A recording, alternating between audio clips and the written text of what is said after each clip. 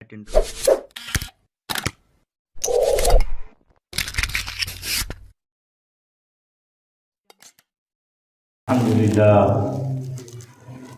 لله الذي فضل سيدنا ومولانا محمدا صلى الله تعالى عليه وسلم على العالمين جميعا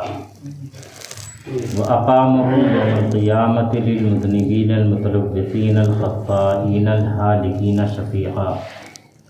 فصلى الله تعالى وسلم وبارك عليه وعلى كل من هو محبوب مرضي لديه صلاة تبقى وتدوم بدوام الملك الحج القيوم ونشهد أن لا إله إلا الله وحده لا شريك له ونشهد أن سيدنا ومولانا محمدا عبده ورسوله بالهدى ودين الحق يرسله صلى الله تعالى عليه وسلم أما بعد أعوذ بالله من الشيطان الرجيم بسم الله الرحمن الرحيم يريدون ليطفئوا نور الله بأفواههم والله متم نوره ولو كره الكافرون صدق الله مولانا العظيم وبلغنا رسوله النبي الأمين الكريم ونحن على ذلك لمن الشاهدين والشاكرين والحمد لله رب العالمين. برادران ملت اسلامیہ، قابل قدر بزرگوں، نوجوان دوستوں، آئیے ہم اور آپ سب مل کر انتہائی ادب و احترام کے ساتھ اپنے اور ساری کائنات کے مرکزی عقیدت آقائے دو جہاں حضور رحمت عالم نور مجسم جناب احمدی مصطفیٰ محمد عربی روحی فدا صلی اللہ تعالی علیہ وسلم کی بارگاہ اقدس میں درود پاک پڑھنے کی سعادتیں حاصل کر لیں. پڑھیں اللہم صلی علی سیدنا مولانا محمد معدن الجود والکرم منبع العلم والحلم والحکم وآلہ الکرام اجمعین وبارک وسلم دائما ابدا سرمدا. میرے ساتھ مل کر پڑھیں الصلاۃ والسلام علیک یا رسول اللہ، الصلاۃ والسلام علیک یا حبیب اللہ، الصلاۃ والسلام علیک یا نبی اللہ وعلی آلک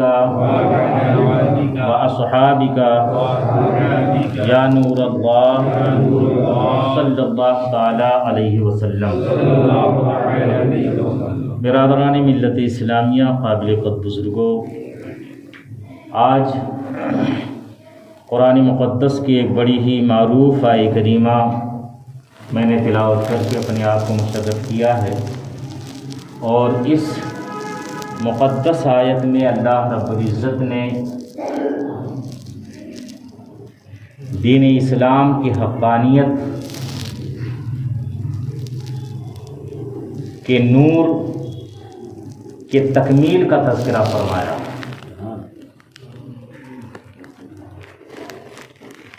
اگر ہم تاریخ انسانی پر ایک طائرانہ نظر ڈالیں تو یہ بات ہمارے اوپر بالکل روشن ہو جائے گی کہ جب سے انسانیت کا وجود ہوا اس وقت سے لے کر آج تک اس زمین پر دو گروہ انتہائی نمایاں طور پر آمنے سامنے رہے.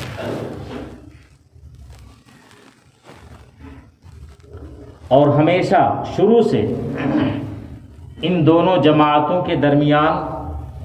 تصادم رہا، جنگ رہی، ایک دوسرے کی مخالفت پر کمر بستہ رہے. یہ اور بات ہے کہ زمانہ بدلتا رہا، ادوار بدلتے رہے، دونوں گروہوں اور دونوں جماعتوں کے کمانڈر ان چیف تبدیل ہوتے رہے، دونوں کے سپہ سالار علیحدہ علیحدہ ہوتے رہے، الگ الگ ہوتے رہے، مگر جماعت وہی رہی جو روز اول سے وجود میں آئی. گروہ وہی رہا جو پہلے دن سے ہی ایک دوسرے سے متصادم رہا. اور خوبی والی بات یہ کہ ان دونوں جماعتوں کا تصادم جب سے شروع ہوا آج تک جاری ہے اور آئندہ بھی جاری رہے گی قیامت تک۔ اب ہم اپنے ذہن میں یہ ضرور خیال کر رہے ہوں گے کون سا دو گروہ ہے، وہ کون سی دو جماعتیں ہیں، یا کون سے دو لشکر ہیں جو آپس میں آج تک متصادم ہیں۔ تو ہم اور آپ سب اچھی طرح سے جانتے ہیں کہ یہ دونوں جماعتیں، ایک کو حق کہا جاتا ہے اور ایک کو باطل کہا جاتا ہے، ایک کو نور کہا جاتا ہے اور ایک کو ظلمت کہا جاتا ہے، ایک کو کفر کہا جاتا ہے اور ایک کو اسلام کہا جاتا ہے۔ حضرت سیدنا آدم علیہ الصلاۃ والتسلیم کے تخلیق کے بعد ہی یہ گروہ نگاہوں کے سامنے آئے۔ آپ سب اچھی طرح سے جانتے ہیں حضرت آدم علیہ الصلاۃ والتسلیم کی تخلیق کے بعد اللہ رب العزت نے ان کی عظمت کا اظہار فرمانے کے لیے، ان کے علم کے شکوہ کا چرچا فرمانے کے لیے تمام فرشتوں کو حکم دیا تھا کہ آدم علیہ السلام کو سجدہ کریں۔ قرآن پاک باضابطہ اس کی گواہی دیتا ہوا نظر آتا ہے، اور اللہ رب العزت کا مقدس کلام پہلے پارے ہی میں اس واقعے کو بیان فرماتا ہے، وَإِذْ قُلْنَا لِلْمَلَائِكَةِ اسْجُدُوا لِآدَمَ فَسَجَدُوا إِلَّا إِبْلِيسَ أَبَىٰ وَاسْتَكْبَرَ وَكَانَ مِنَ الْكَافِرِينَ۔ اور آدم علیہ الصلاۃ والتسلیم کی تخلیق کے بعد اللہ رب العزت نے فرشتوں سے یہ فرمایا کہ آدم کے سامنے سر بسجود ہو جاؤ، فسجدوا، تمام فرشتوں نے سجدہ کر لیا، الا ابلیس، مگر ابلیس اکڑ گیا اور وہ سجدہ کرنے سے انکاری ہو گیا۔ اللہ رب العزت کی بارگاہ میں انتہائی جسارت کے ساتھ اس نے اعلان کیا کہ خلقتنی من نار وخلقتہ من طین، مولا تو نے مجھے آگ سے پیدا فرمایا، حضرت آدم کو مٹی سے پیدا فرمایا۔ آگ کا مقام بلند ہوتا ہے، بھلا آگ ایک مٹی کے سامنے کیسے جھک سکتی ہے؟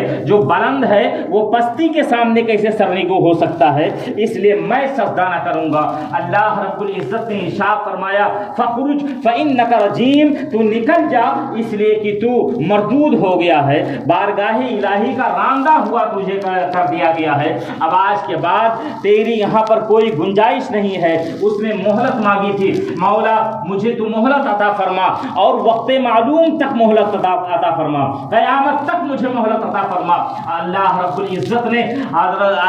العزت نے ابلیس کو مہلت عطا فرمائی۔ اس کے بعد پھر جسارت کے ساتھ اس نے یہ کہا تھا، یہ عرض کیا تھا بارگاہ مولا میں، مولا یہ تیرے جتنے عبادت گزار بندے ہیں میں سب کو بہکاؤں گا اور راہ راست سے انہیں میں ورگلا کر میں باطل کے راستے پر انہیں لا کر گامزن کر دوں گا۔ اور وہیں سے لڑائی شروع ہو گئی، وہیں سے اس جنگ کا آغاز ہو گیا۔ حضرت آدم علیہ الصلاۃ والتسلیم ایک جانب رہے، ایک جانب ابلیس رہا، اور دونوں کا تصادم اسی وقت شروع ہوتا ہے، اور پھر یہ تصادم کبھی ختم نہیں ہوا ہے، یہ لڑائی یا یہ جھگڑا، یہ جنگ کبھی اختتام پذیر نہیں ہوئی ہے، بلکہ محاذ بدلتا چلا گیا ہے، میدان جنگ بدلتا چلا گیا ہے، اور کمانڈر بدلتے چلے گئے ہیں، جنرل و سپہ سالار بدلتے چلے گئے ہیں، مگر لڑائی وہی رہی ہے جو حق اور باطل کی لڑائی تھی۔ مگر ایک بات ہمیشہ ہمیں اپنے ذہن کے اندر رکھنا چاہیے کہ ہر زمانے میں کوئی بھی زمانہ رہا ہو، جب باطل اور حق کی لڑائی جب ہوئی ہے، جب ان دونوں کے اندر تصادم ہوا ہے، اللہ رب العزت نے حق کا بول بالا فرما دیا ہے، اللہ رب العزت نے حق کو عظیم الشان کامیابی عطا فرمائی ہے، اور حق کا ہمیشہ بول بالا رہا ہے۔ حضرت آدم علیہ الصلوۃ والتسلیم اللہ رب العزت کی رحمتوں کے سائے میں رہے، اور ابلیس ہمیشہ راندہ درگاہ رہا، ہر وقت وہ پھٹکارا گیا، اسے اس کے گلے کے اندر لعنت کا تاج ڈال کر کے ہمیشہ کے لیے لعنتی اسے قرار دے دیا گیا۔ اور حضرت آدم علیہ السلام اللہ رب العزت کی رحمتوں کی آماجگاہ میں رہے، اللہ رب العزت کے کرم اور اس کے فضل کے سائے کے اندر جب تک اللہ رب العزت نے چاہا اپنی ظاہری زندگی بسر فرماتے رہے۔ لوگوں نے یہ سمجھا، مولائے روم نے اپنی مثنوی شریف کے اندر بہت تفصیل کے ساتھ تمام جنگوں کے واقعات کو اس طرح سے بیان فرمایا ہے، لوگوں نے یہ یہ سمجھ لیا تھا کہ اب شاید حق اور باطل کی جنگ ختم ہو گئی ہے، اب یہ تصادم ہمیشہ کے لیے مٹ چکا ہے، اب کبھی یہ دوبارہ بار آور نہیں ہوں گے۔ مگر کچھ زمانے کے بعد لوگوں نے دیکھا کہ بابل کی سرزمین پر اللہ رب العزت کے مقدس خلیل حضرت سیدنا ابراہیم علیہ السلام نے جب اللہ تعالیٰ کی وحدانیت کا اعلان فرمایا اور بڑے حکیمانہ انداز میں، انتہائی فلسفیانہ انداز میں اور ایک اچھے مدرس کی طرح سے لوگوں کو سمجھانے کی کوشش جب فرمائی اور خاص طور پر نمرود کو سمجھانے کی کوشش فرمائی، آپ نے ملاحظہ فرمایا کہ کچھ لوگ ہیں جو ستاروں کی عبادت کرتے ہیں، ستاروں کی پوجا اور پرستش کرتے ہیں، کچھ لوگ ہیں جو چاند کی عبادت کرتے ہیں، کچھ لوگ ہیں جو سورج کو اپنا خدا مانتے ہیں اور اس کو اپنا معبود مان کر کے اس کے سامنے اپنا سر جھکاتے ہوئے نظر آتے ہیں۔ تو حضرت سیدنا ابراہیم علیہ السلام نے انتہائی حکیمانہ انداز اختیار فرمایا، ان کے انداز کو بھی قرآن مقدس نے ہمیشہ کے لیے محفوظ فرما لیا ہے۔ صبح قیامت تک جب جب قرآن پڑھا جائے گا، حضرت سیدنا ابراہیم علیہ السلام کا حکیمانہ قول لوگوں کی نگاہوں کے سامنے ہوگا، ان کا فلسفیانہ کلام لوگوں کی نگاہوں کے سامنے ہوگا۔ حضرت ابراہیم علیہ السلام نے ملاحظہ فرمایا کچھ لوگ ستارے کی پوجا کرتے ہیں، چاند کی پرستش کرتے ہیں، سورج کی عبادت کرتے ہوئے نظر آتے ہیں، اسی انداز میں آپ نے ان کو اللہ رب العزت کی وحدانیت کا درس دینے کی کوشش فرمائی اور ان کے سامنے اعلان فرمایا فلما جن علیہ اللیل رأى کوكبا قال هذا ربی فلما افل قال لا احب الآفلین۔ حضرت سیدنا ابراہیم علیہ السلام نے ملاحظہ فرمایا کہ چاند رات کا اندھیرا جب چھا گیا اور ایک ستارہ چمکتا ہوا نظر آیا تو حضرت ابراہیم علیہ السلام نے فرمایا کیا اسے میرا رب ٹھہراتے ہو؟ اور جب وہ ڈوب گیا، جب وہ غروب ہو گیا تو حضرت ابراہیم علیہ السلام نے فرمایا لا احب الآفلین، میں ڈوبنے والے کو پسند نہیں کرتا ہوں، جو ڈوب جائے وہ خدا کیسے ہو سکتا ہے، جو غروب ہو جائے وہ معبود کیسے ہو سکتا ہے؟ معبود وہ ہے جس کا جلوہ ہمیشہ باضابطہ جلوہ، ہمیشہ تمازت پر رہتا ہے اور ہمیشہ لوگوں کی نگاہوں کو خیرہ کرتا ہوا نظر آتا ہے۔ معبود وہ نہیں ہے جو ڈوب جائے، معبود وہ نہیں ہے جو غروب ہو جائے۔ اور اس کے بعد پھر حکیمانہ قول حضرت سیدنا ابراہیم علیہ السلام نے اختیار فرمایا فلما جن علیہ فلما رأى القمر بازغا قال هذا ربی، اور جب چاند چمکتا ہوا نظر آیا تو فرمایا اسے میرا رب ٹھہراتے ہو؟ فلما افل، جب وہ ڈوب گیا، جب وہ غروب ہو گیا قال لئن لم يهدني ربي لأكونن من القوم الضالين۔ حضرت ابراہیم علیہ السلام نے فرمایا اگر میرا رب مجھے ہدایت نہ فرماتا تو میں بھی تم جیسے گمراہوں میں سے ہوتا۔ فلما رأى الشمس بازغة قال هذا ربي هذا اکبر، اور جب سورج چمکتا ہوا نظر آیا، جب افق خاور پر، افق مشرق پر شہنشاہ خاور جب اگر ہوتا ہے، سورج اپنی تمازت کے ساتھ جب طلوع ہوتا ہوا نظر آتا ہے تو حضرت ابراہیم علیہ السلام نے اسے دیکھ کر کے فرمایا تھا کیا تم اسے میرا رب ٹھہراتے ہو؟ یہ تو سب سے بڑا ہے، ہذا اکبر، یہ تو بہت بڑا ہے، یہ تو سب سے بڑا ہے، کیا اسے میرا رب ٹھہراتے ہو؟ فلما افلت، اور جب شام کو وہ بھی غروب ہو گیا تو حضرت سیدنا ابراہیم علیہ السلام نے فرمایا تھا انی بریء مما تشرکون، اے لوگوں سنو جسے تم لوگ خدا مانتے ہو میں ان سے بیزار ہوں اور تم جیسے خدا کے شریک ٹھہرانے والوں میں سے میں نہیں ہوں۔ انی وجہت وجہی للذی فطر السماوات والارض حنیفا وما انا من المشرکین، میں نے تو اپنا رخ اس پروردگار کی جانب کر لیا ہے جس نے زمین و آسمان کو پیدا فرمایا ہے اور میں مشرکوں میں سے نہیں ہوں۔ اور پھر جانتے ہو اس کا انجام کیا ہوا، اس کا نتیجہ کیا ہوا؟ نمرود نے انہیں گرفتار کروا دیا اور گرفتار کروانے کے اپنے دربار میں انہیں کھڑا کیا اور اس کے بعد اس نے سوال کیا تھا، مناظرہ کیا تھا، اس مناظرے کو بھی قرآن نے محفوظ فرما دیا ہے۔ مناظرے میں اس نے سوال کیا تھا ابراہیم بتا تو صحیح، سارے لوگ بابل کو لوگ پورا عراق مجھے اپنا خدا تسلیم کرتا ہے، میری خدائی کا اقرار کرتا ہوا نظر آتا ہے، میں ان کا ان داتا ہوں، میں ان کے کھانے پینے کا انتظام کرتا ہوں، میں ان کے رہنے سہنے کا انتظام کرتا ہوں، میں ان کی حفاظت و صیانت کا انتظام کرتا ہوں، لوگ مجھے مجھے خدا مانتے ہیں، میرے سامنے سر سجود ہوتے ہیں، مجھے آ کر کے سجدہ کرتے ہیں، بتا تیرا بھلا کون سا رب ہے میرے علاوہ؟ حضرت سیدنا ابراہیم علیہ الصلوۃ والتسلیم نے فرمایا تھا ربی الذی یحیی و یمیت، میرا پروردگار وہ ہے، میرا رب وہ ہے جو مارتا ہے اور زندہ فرماتا ہے، جو زندگی دیتا ہے اور موت طاری فرماتا ہے۔ اس نے موت اور حیات کا مفہوم نہیں سمجھا تھا، وہ نہایت بد عقل تھا، کم عقل تھا، بیوقوف، حیات اور موت کے بارے میں جانتا ہی نہیں تھا کہ زندگی کسے کہتے ہیں، موت کسے کہتے ہیں۔ اس نے کہا تھا انا احیی و امید، میں بھی تو زندگی دیتا ہوں، میں بھی تو مارتا ہوں۔ اور اس کے بعد اس نے جیل خانے سے 2 قیدیوں کو بلوایا، ایک قیدی کو پھانسی کی سزا سنائی جا چکی تھی اور ایک قیدی کو رہائی کا حکم جاری کیا جا چکا تھا۔ جس کو رہائی دی جانے والی تھی اس کو اس نے مروا دیا، قتل کروا دیا، اور جس کو پھانسی دی جانے والی تھی اس کو رہا کر کے چھوڑ دیا، آزاد کر دیا۔ اب اس کے بعد نہایت دکھائی کے ساتھ حضرت ابراہیم علیہ الصلوۃ والتسلیم سے کہنے لگا دیکھو اس کو پھانسی کی سزا ہونے والی تھی، گویا یہ مر چکا تھا مگر میں نے رہا کر دیا، اس کو زندہ کر دیا ہے، اور اس کو رہائی کا حکم ہو چکا تھا، گویا وہ زندہ ہو گیا تھا مگر میں نے اس کو مار دیا، میں نے اس کو موت دے دی، تو زندگی اور موت تو میں بھی دیتا ہوں۔ حضرت سیدنا ابراہیم علیہ الصلوۃ والتسلیم نے سمجھ لیا کہ یہ موت اور حیات کے مفہوم کو نادان جانتا ہی نہیں ہے کہ موت کسے کہتے ہیں اور حیات کسے کہتے ہیں، زندگی کسے کہتے ہیں اور مرنا کسے، مرگ کسے کہتے ہیں، یہ مفہوم ہی نہیں جانتا ہے، اس کا معنی بھی نہیں جانتا ہے۔ حضرت ابراہیم علیہ الصلوۃ والتسلیم نے یہ گمان فرمایا اور آپ نے جان لیا کہ اگر میں اس کو حیات اور موت کا مفہوم سمجھانے بیٹھوں گا تو بہت تاخیر ہو جائے گی، بہت دیر ہو جائے گی، اور اس درمیان میں نہ جانے کون سا حربہ یہ استعمال کر دے۔ اس لیے آپ نے مناظرے کا رخ تبدیل فرما دیا اور ارشاد فرمایا میرا رب وہ ہے ربی الذی یاتی بالشمس من المشرق فاتی بها من المغرب، میرا پروردگار وہ ہے جو سورج کو پورب سے نکالتا ہے، اگر تو خدا ہے تو پچھم سے نکال کر کے دکھا دے۔ فبہت الذی کفر، تو وہ مبہوت ہو کر ہکا بکا رہ گیا، انکار کر بیٹھا۔ حضرت سیدنا ابراہیم علیہ الصلوۃ والتسلیم کا یہ حقانیت والا کلام اور ان کا یہ مناظرہ اس کے لیے شکست فاش تھا۔ اس نے سمجھ لیا کہ اگر ابراہیم زندہ رہے، اگر ابراہیم اس معاشرے کے اندر موجود رہے تو ہماری خدائی کا بت پاش پاش ہو جائے گا، ہماری خدائی کا بھرم ٹوٹ جائے گا، ہماری خدائی کا جنازہ نکل جائے گا۔ اس نے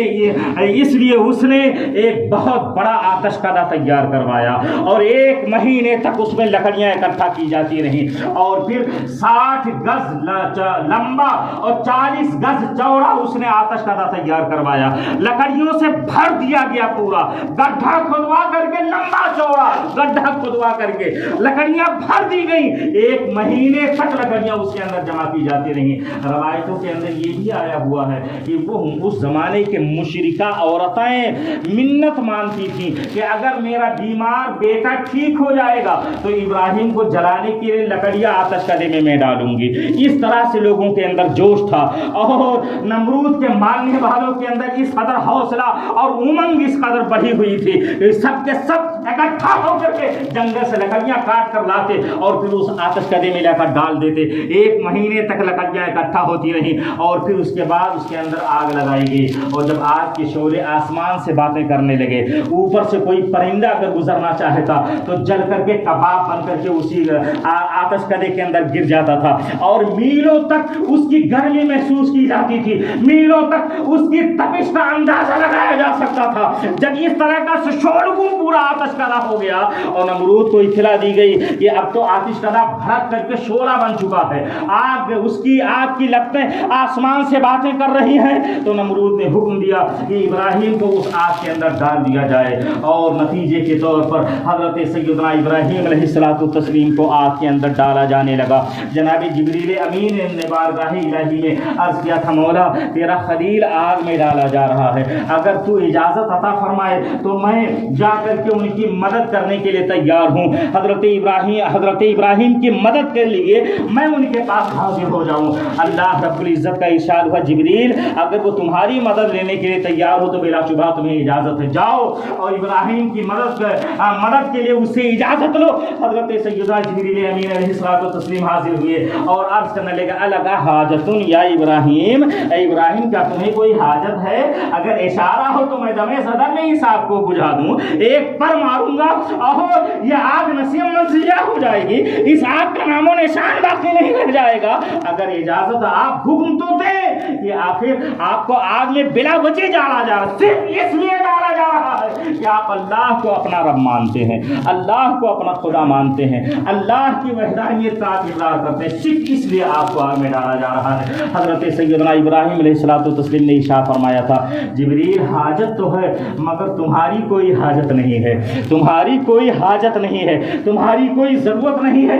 حضرت جبریل نے عرض کیا تھا، ابراہیم جس کے حاجت ہے، جس سے ضرورت ہے، اسی سے عرض کر دو، اسی مولا کی بارگاہ میں عرض کر دو۔ تو حضرت ابراہیم علیہ السلام نے فرمایا تھا، میرا مولا دیکھ رہا ہے کہ اس کے خلیل کے ساتھ کیا سلوک کیا جا رہا ہے، پروردگار عالم مشاہدہ فرما رہا ہے کہ اس کا خلیل اب آگ میں ڈالا جا رہا ہے۔ اللہ رب العزت کے اس مقدس خلیل نے اتنا بھی گوارا نہ کیا کہ اللہ کے حکم سے جناب جبریل آئے تھے، ان کی مدد کو وہ لینا بھی گوارا نہیں فرماتے ہیں، اور اس کے بعد اللہ رب العزت کا جلال بھرا ارشاد ہوتا ہے، یا نار کونی بردم و سلاما علی ابراہیم، اے آگ ابراہیم پر ٹھنڈی اور سلامتی والی بن جا۔ پورا آتش کدا گلزار اور گلستان میں تبدیل ہو جاتا ہے، پھول جہاں بڑے بڑے انگارے نظر آ رہے تھے وہاں انگاروں کے بجائے پھول لہراتے ہوئے نظر آتے ہیں، پورا آتش کدا مرغزار بن جاتا ہے، گلستان بن جاتا ہے،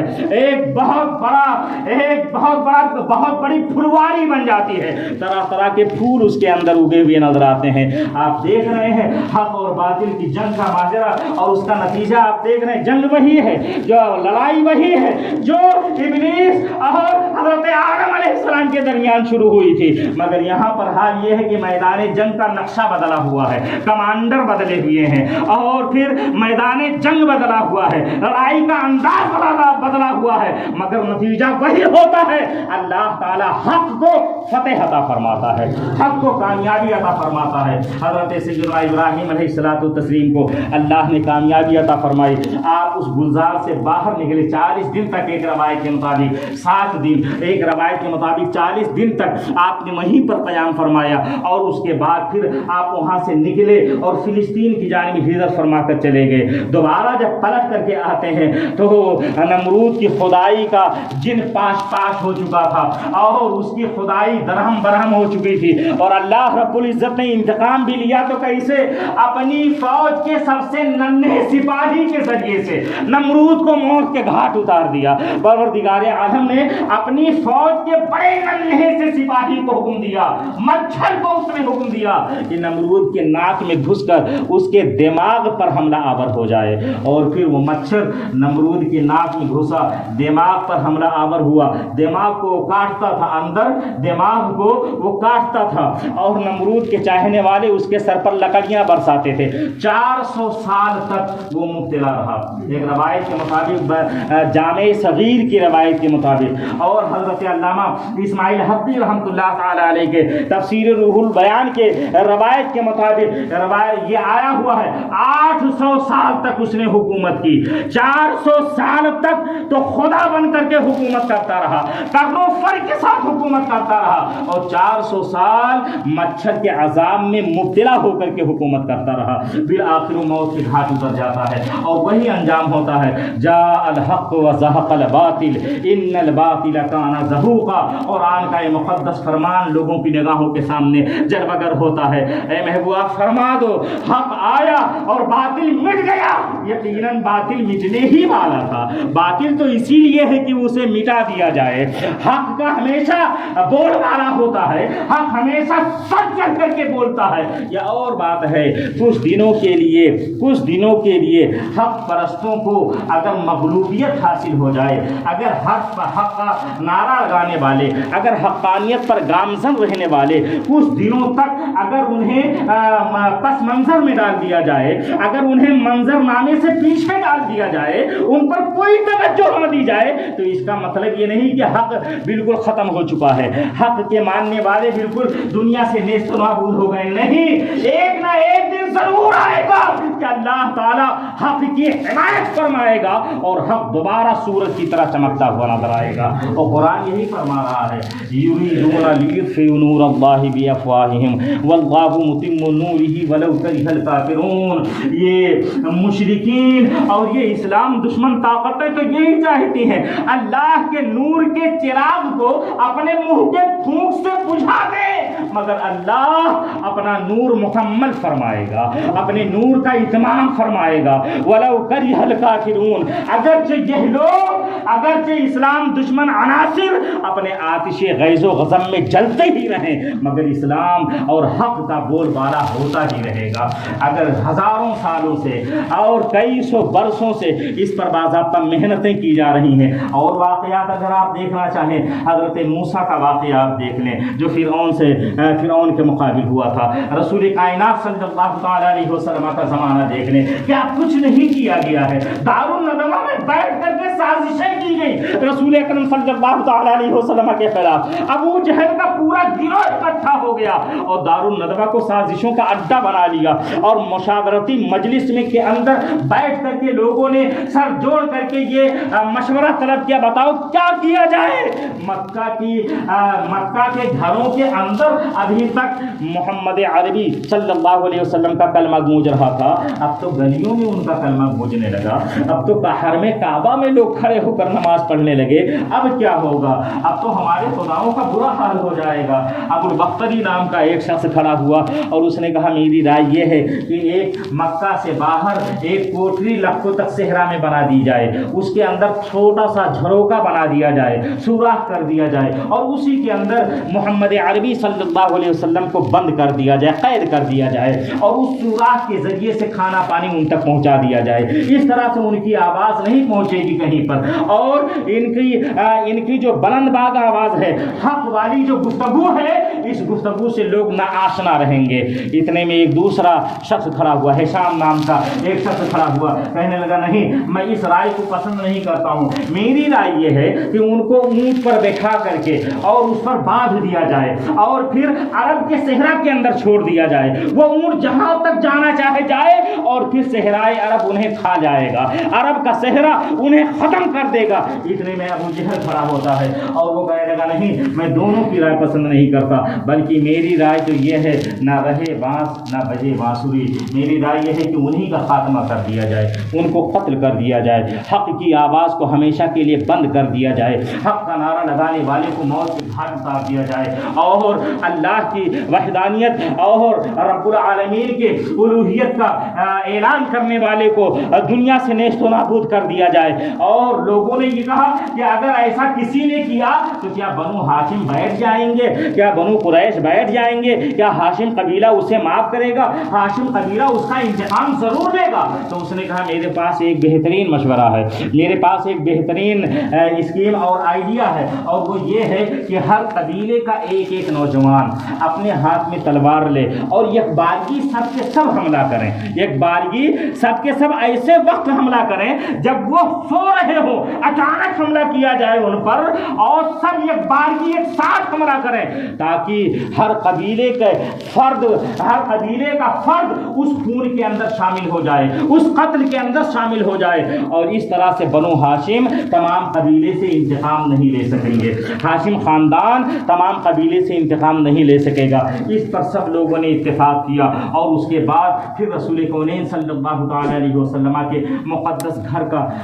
گھیراؤ کر لیا گیا، محاصرہ کر لیا گیا. حضرت جبریل امین کے ذریعے سے اللہ رب العزت نے اپنے پیارے حبیب صلی اللہ تعالی علیہ وسلم کو خبردار فرمایا. حضور علیہ الصلوۃ والتسلیم نے مولا علی کو بلایا، حضرت علی ابن ابو طالب کرم اللہ تعالی وجہہ الکریم کو طلب فرمایا اور ارشاد فرمایا علی آج میرے نبوت والے بستر پر تم سو جاؤ، میری گرین میری ہری چادر اوڑھ کر کے تم سو جاؤ. یا رسول اللہ کیا اور کہیں کا ارادہ ہے؟ ہاں علی میں ہجرت کر کے اب مدینہ جا رہا ہوں، میرے بعد تم بھی مدینے آ جانا. حضرت حضرت علی سے لوگوں نے سوال کیا تھا، علی بتاؤ وہ رات تو نبوت کے قتل کی رات تھی، پیغمبر کو قتل کیا جانے والا تھا، رات بھر تو تمہیں نیند نہیں آئی ہوگی۔ حضرت علی نے جواب دیا تھا اس رات سے گہری نیند اور چین کی نیند میں زندگی میں کبھی نہیں سویا،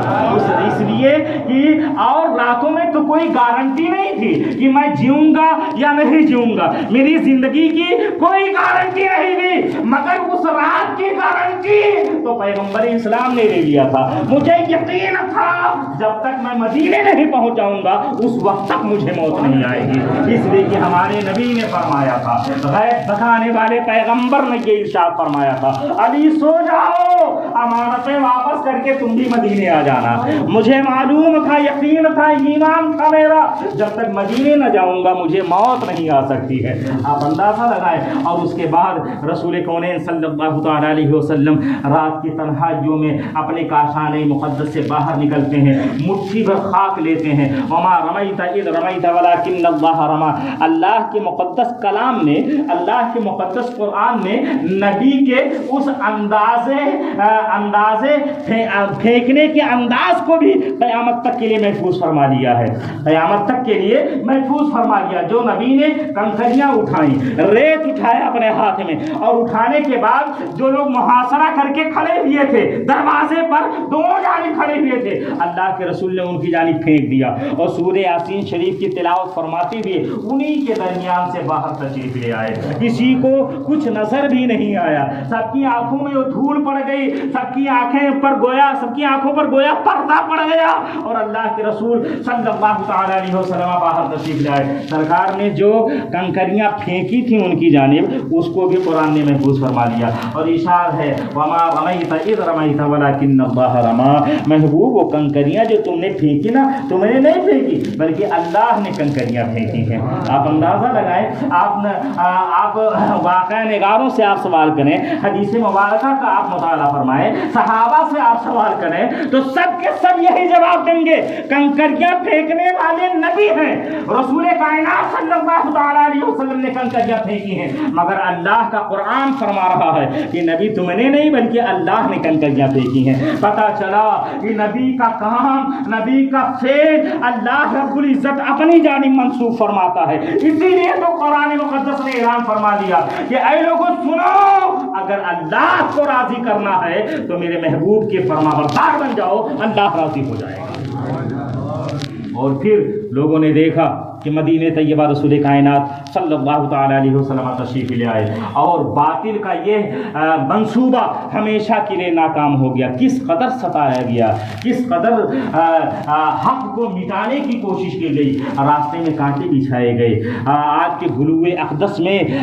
پردوری چادر ڈال کر اس زور سے کھینچا گیا کہ آگ کی چشمانی مبارک ابل آئیں۔ آپ جب سجدے میں رہے تو آگ کی مقدس پیٹھ پر اونٹ کی اجھلی لا کر رکھی گئی، آپ کو طائف کے بازار میں اس قدر پتھر برسایا گیا رسول کونین صلی اللہ تعالی علیہ وسلم پر کہ پورا پیر مبارک مقدس قدم لہو لہان ہو جاتا ہے، اس قدر خون بہتا ہے کہ رسول کونین صلی اللہ تعالی علیہ وسلم کی مقدس جوتی خون سے بھر جاتی ہے۔ اور جب طائف سے اتر کر کے جب آپ تھوڑی دور طائف سے باہر جب چلے آئے تو حضرت زید بن حارثہ رسول کونین صلی اللہ تعالی علیہ وسلم کے ساتھ ہیں، انگوروں کے ایک باغ کے قریب رسول کونین صلی اللہ تعالی علیہ وسلم تشریف فرما ہوئے تو حضرت زید بن حارثہ نے جب جوتا شریف اتارنا چاہا، رسول کونین صلی اللہ تعالی علیہ وسلم کے نعلین مبارک کو قدم مبارک سے جب الگ کرنا چاہا تو بہت مشکل سے کھینچ کر کے اس کو الگ کیا، خون اس قدر تھا کہ بالکل جم چکا تھا، جوتا چپک چکا تھا رسول اکرم صلی اللہ تعالی علیہ وسلم کے پیر مقدس میں۔ یہی وہ موقع تھا کہ پہاڑوں کا فرشتہ حاضر ہوتا ہے، عرض کرتا ہے یا رسول اللہ اگر آپ ارشاد فرمائے حکم دیں تو طائف جو شہر ہے نا، دو پہاڑیوں کے درمیان آباد ہے، طائف کے اس جانب پہاڑی ہے، اس جانب پہاڑی، بیچ میں طائف شہر ہے، اگر آپ ارشاد فرمائے تو دونوں پہاڑیوں کو آپس میں ملا دوں اور پورا شہر طائف پس کر کے رہ جائے گا، ایک فرد بھی زندہ نہیں بچے گا۔ تو اللہ کے رسول صلی اللہ تعالی علیہ وسلم نے ارشاد فرمایا نہیں، مجھے اللہ نے رحمت بنا کر جلوہ گر فرمایا ہے، مجھے اللہ نے رحمت للعالمین کا خطاب سے منعقد فرمایا ہے، خطاب سے مخاطب فرمایا ہے۔ میں اس طرح سے نہیں چاہتا، بلکہ مجھے اللہ کی رحمت سے امید ہے کہ انہی کی نسلوں میں ایسے لوگ ہوں گے جو اللہ کو اپنا پروردگار مانیں گے، اللہ کو اپنا رب مانیں گے۔ آپ اندازہ لگائیں، ہر طرح سے رسول کونین صلی اللہ تعالی علیہ وسلم کے لائے ہوئے حق دین کو سبوتاژ کرنے کی کوشش کی گئی، ہر موقع پر باطل نے سر ادھار کر کے حق کا خاتمہ کرنا چاہا، مگر ہر موقع پر اللہ رب العزت نے حق کی مدد فرمائی۔ اور یہی تو ہے، اللہ رب العزت نے یہی تو فرمایا، لوگوں سنو، اگر تم حق کا ساتھ دو گے تو اللہ تمہاری مدد فرمائے گا۔ اگر تم دین جو حق ہے، دین اسلام جو حق ہے، اگر تم اس کا ساتھ دو گے، اس کی مدد کرو گے تو اللہ تمہاری مدد فرمائے گا۔ ان تنصروا اللہ ینصرکم، اگر تم اللہ کے دین کی مدد کرو گے تو اللہ تمہاری مدد فرمائے گا۔ آپ اندازہ لگائیں، یہاں بھی وہی مرحلہ پیش آیا، مگر دنیا نے اور کائنات کی تاریخ نے ملاحظہ کیا، اللہ رب العزت نے حق کی حمایت فرمائی اور باطل کا منہ ہمیشہ کے لیے کالا ہو گیا۔ اور پھر یہ ختم نہیں ہو گیا، وہیں پر یہ مرحلہ ایسا نہیں کہ بالکل نیست و نابود ہو گیا۔ حضرت صدیق اکبر کے زمانے میں مسیلمہ کذاب بہت بڑی فوج لے کر آیا۔ حضرت سیدنا عمر فاروق اعظم رضی اللہ تعالیٰ عنہ کے زمانے میں روم اور فارس کی سلطنتوں نے اسلام کو مٹانا چاہا، تو پھر آگے بڑھ کر کے مقابلہ فرمایا حضرت سیدنا عمر فاروق اعظم رضی اللہ تعالیٰ عنہ نے۔ ہر دور کو آپ دیکھتے جائیں، ہر زمانے کو آپ دیکھتے جائیں، ہر زمانے میں ایسا ہوتا رہا کہ حق کو مٹانے کی باضابطہ کوشش کی گئی، اور نئے زمانے میں نیا حربہ استعمال کیا گیا، نئے دور میں نئی ٹیکنالوجی استعمال کرنے کی کوشش کی گئی۔ آج کے دور میں میڈیا جو سب سے بڑی طاقت ہے، اس کے ذریعے سے حق کو سبوتاژ کرنے کی کوشش کی گئی۔ آپ سب اچھی طرح سے جانتے ہیں 9/11 کے پہلے لوگوں نے دیکھا تھا کہ ہر سال یورپین ممالک میں 10,000 مسلمانوں کی تعداد بڑھ رہی ہے، 10,000 نئے لوگ اسلام قبول کر رہے ہیں۔ مشورہ یہ کیا کہ اب اس کو روکا کیسے جائے، تو پھر جانتے ہو تمام لوگوں کو اکٹھا کیا گیا اور انہیں یہ حکم دیا گیا کہ حق کے خلاف پروپیگنڈا اڑاؤ، اسلام کے خلاف منہ بھر گالیاں دو، پیغمبر اسلام پر الزامات لگاؤ اور ان کی توہین کرو۔ اور پھر یہ سلسلہ دراز ہو گیا، یہ سلسلہ شروع کر دیا گیا، اور جانتے ہو اس کا انجام کیا ہوا؟ جب قرآن کے خلاف بولا جانے لگا، جب پیغمبر اسلام کے خلاف لوگوں نے لب کشائیاں کی، اور جب اسلام کے خلاف لوگوں نے زبانیں کھولی، تو جانتے ہو وہ لوگ پاگل نہیں تھے، عوام سب کے سب پاگل نہیں ہوتی ہے، بلکہ سمجھ بوجھ والے بھی لوگ ہوتے ہیں۔ لوگوں نے قرآن لے کر کے پڑھنا شروع کر دیا، اور جب قرآن پڑھا گیا تو جن لوگوں نے قرآن پڑھا، اللہ رب العزت نے قرآن کے ذریعے سے انہیں اسلام کے دامن میں شریک ہونے کا، اسلام کے دامن میں پناہ لینے کا باضابطہ موقع عطا فرما دیا۔ اب حال یہ ہو گیا کہ پہلے ہر سال 10,000 نئے لوگ اسلام قبول کرتے تھے، مگر اب 40,000 لوگ نئے لوگ اسلام قبول کرنے لگے۔ میں یہ عرض کرنا چاہتا ہوں اور یہ بتلانا چاہتا ہوں، ہر دور ہر زمانے میں حق کے بالمقابل ہر باطل ہمیشہ آتا رہا ہے، مگر اللہ رب العزت حق کا بول بالا فرماتا رہا ہے۔ ہمیں احساس کمتری کا شکار نہیں ہونا ہے، ہمیں بہت زیادہ مایوس ہونے کی ضرورت نہیں ہے۔ بس جو رسول کائنات صلی اللہ تعالی علیہ وسلم کے ان صحابہ نے کیا تھا، اتفاق اپنے اندر پیدا کرنا ہوگا، اتحاد اپنے اندر پیدا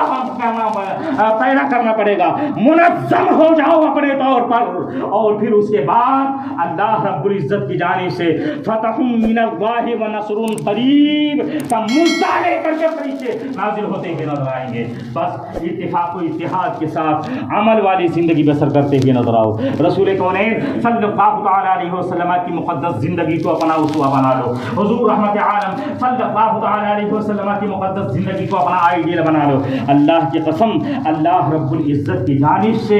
مدد نازل ہوتی ہوئی نظر آئے گی، اور جب تک متفرق ہم رہیں گے، جب تک بکھرے ہوئے ہم رہیں گے، اور جب تک ہم نجمن ادھر ادھر نظر آئیں گے. یاد رکھو ہر طرح سے ثبوت،